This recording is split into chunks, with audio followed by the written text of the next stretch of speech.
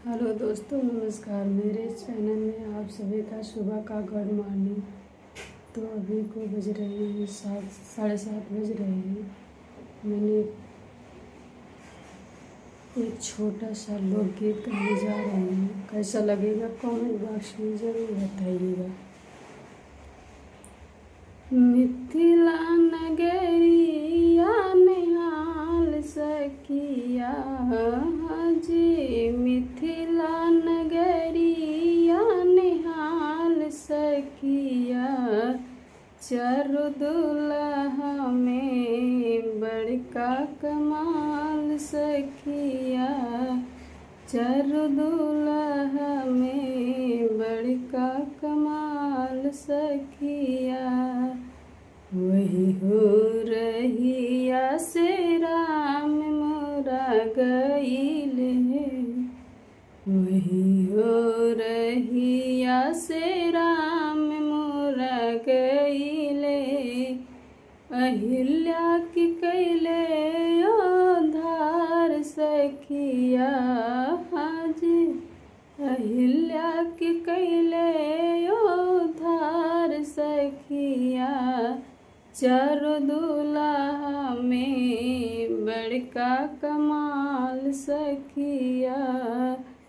मिथिला नगरिया निहाल सखिया हाजी, मिथिला नगरिया निहाल सखिया, चारों दुल्हा में बड़का कमाल सखिया।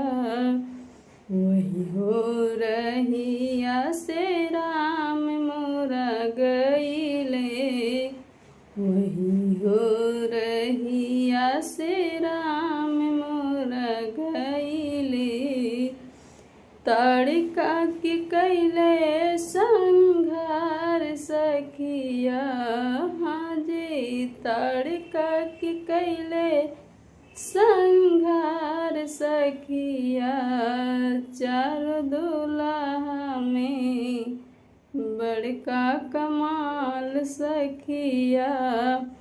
मिथिला नगरिया निहाल सखिया हाजी, मिथिला नगरिया निहाल सखिया, चारों दुल्हा में बड़का कमाल सखिया।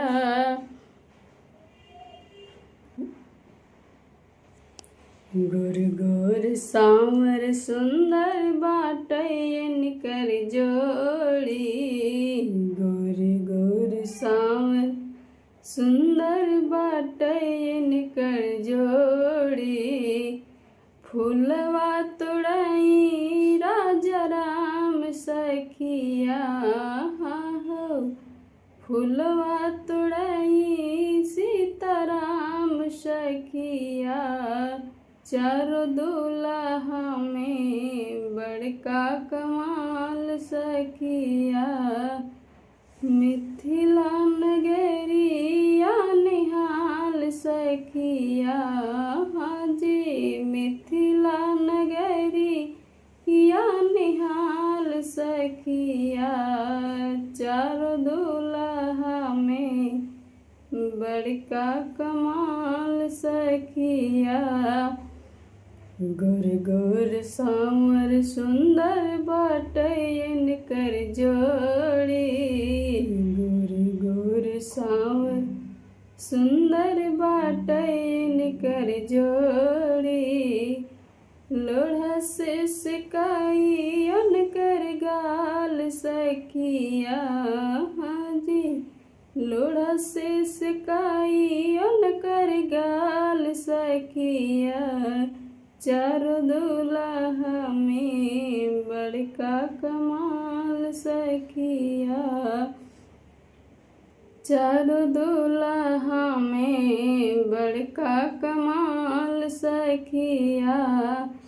मिथिला नगरिया निहाल सखिया हाजी, मिथिला नगरिया निहाल सखिया, चारों दूल्हा में बड़का कमाल सखिया। तो हेलो दोस्तों, नमस्कार। मेरे चैनल में आप सभी का स्वागत है।